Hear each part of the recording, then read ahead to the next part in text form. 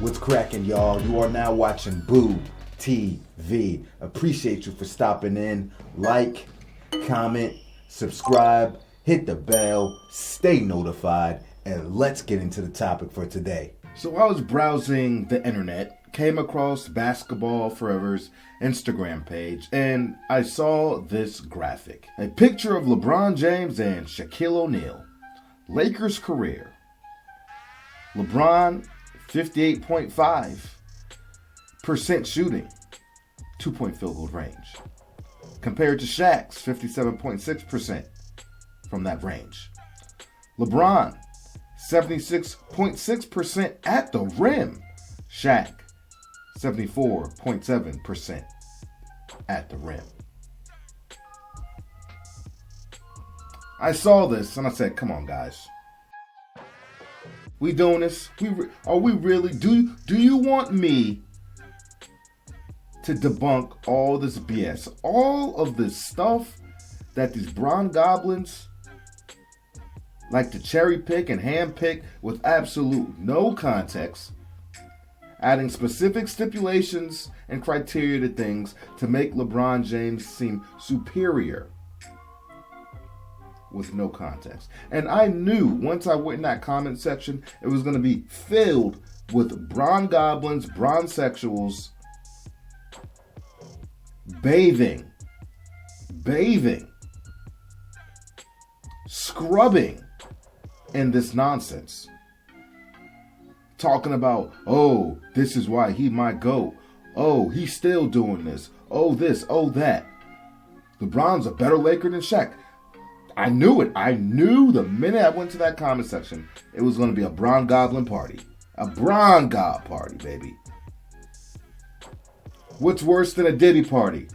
A Bron Goblin party. And there might be some overlap with those parties, by the way. Under the picture, they also said this. Basketball Forever put this for the caption. Even with prime Shaq's dominance, LeBron at 35 plus has been hanging with him. Take a look at some of these comments in the comment section.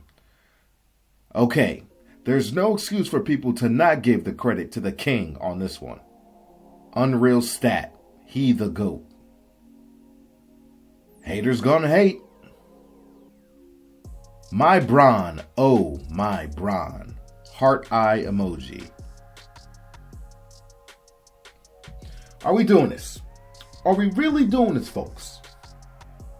Come on. Please stop it. I don't know how many times I will continue to let these people get on their platforms and bait me, but like a minnow, line and hook, bobber dips, reel me in. I'm here to meet fire with fire. Folks, Bron Goblins, sick, authentic, freaks, Bron Goblins, worshipping, skinks. You want me to devour you in your dreams, disrupt your inner harmony? Well, here I am. A very simple question to knowledgeable basketball fans out there that know the history of the game and what the game represented, what it was like in multiple eras. Would you rather have scoring at the basket for a bucket in any era of basketball, Shaquille O'Neal or LeBron James? Even if you think you're pulling a fast one and say, well, I want LeBron because Shaq is a poor free throw shooter. Well, LeBron isn't necessarily a reliable free throw shooter either, especially when it comes to fourth quarter clutch time buckets, if we're going to be honest. Shaq was such a threat in the paint and around the basket that they had to resort to Hack-a-Shaq to stop the Shaq attack to keep him from scoring easily. And they would take their chances at the free throw line. And while many people may point to this as a deficiency for Shaq, I would argue, well, now, under those circumstances, fouls are mounting on the opposition. Key players are likely to get in foul trouble or foul trouble earlier because many of the expendables may not be rotation players, so they are therefore a liability on the floor outside of a tool for fouling Shaquille O'Neal. And now the opposition is likely in the penalty much earlier in the quarter than what is normally seen. Which means the game slows down, advantage Shaq, advantage Lakers, and more easy buckets for the rest of the team, able to draw contact. How about some more facts for you all? Shaq, in his Lakers era, remember we're talking about Lakers era, especially played in a more physical league and slower pace league. And while Shaq was a behemoth, during that time there were other large-bodied centers, strong centers, defensive centers in the league. And while Shaq typically had his way with these players, he was met with opposition nonetheless. Size and opposing forces that he still had to deal with. And because Shaq set up in a post, defensive players are already set defensively. Because you're not going to have much scrambling and rotating defenders due to ball movement that deep down low. Not many people are rotating off Shaq for anything during that time. With the exception of, the Kobe Bryant penetrating, getting to the cup, which will free up Shaq for a drop pass. But it was always a gamble for the defenses when Kobe got to the cup because they had to pick their poison at which point.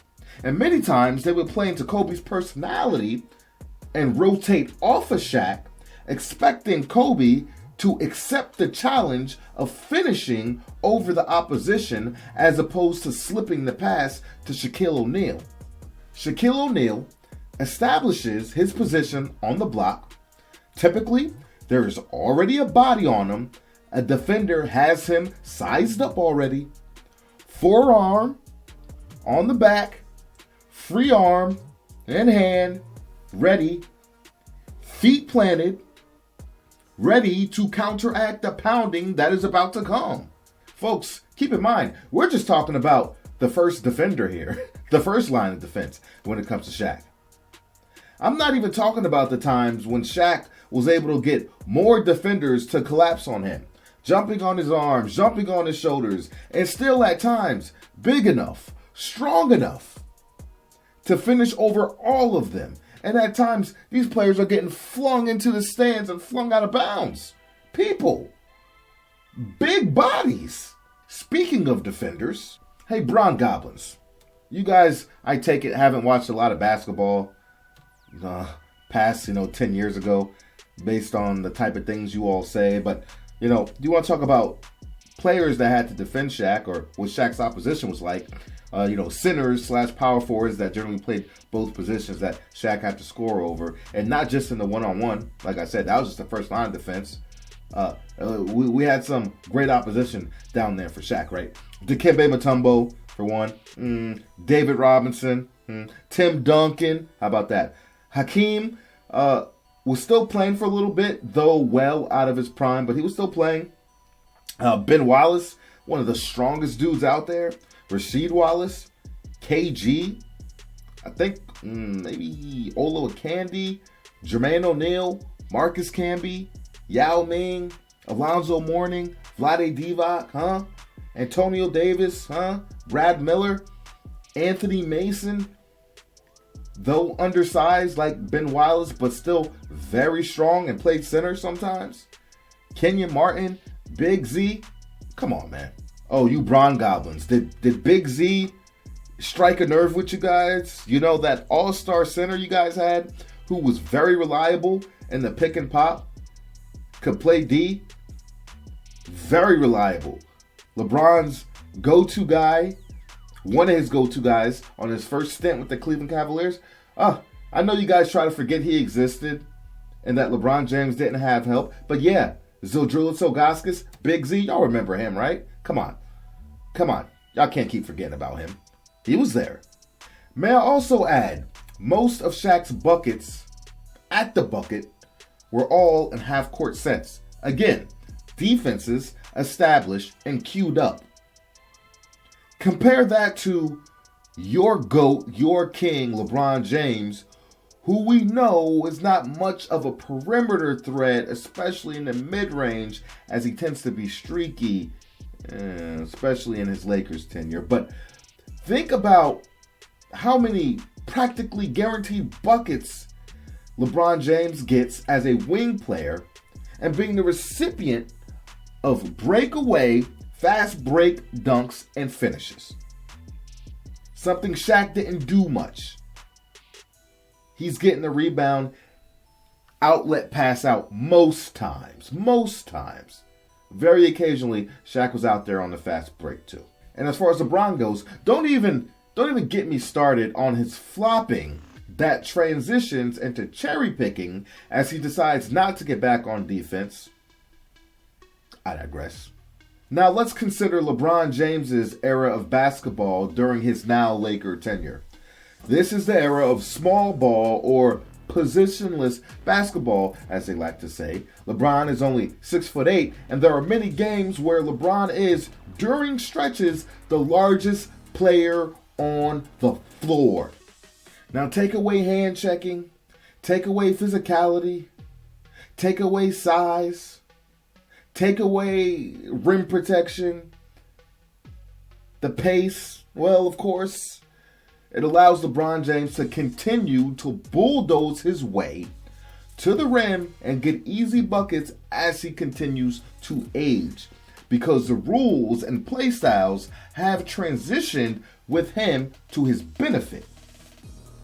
Now, I'm not faulting LeBron for taking advantage of this, as he should, but I'm just stating the obvious and the facts here, people. He does not get deep position and play from the low block like he did for stretches in Miami during his prime.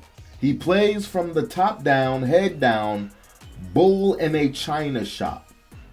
Runway, red carpet to the rim. Hopefully, they don't call the offensive foul on him. They rarely do. You don't have to worry about that, LeBron James. Scoring in the paint is simply much easier in today's NBA.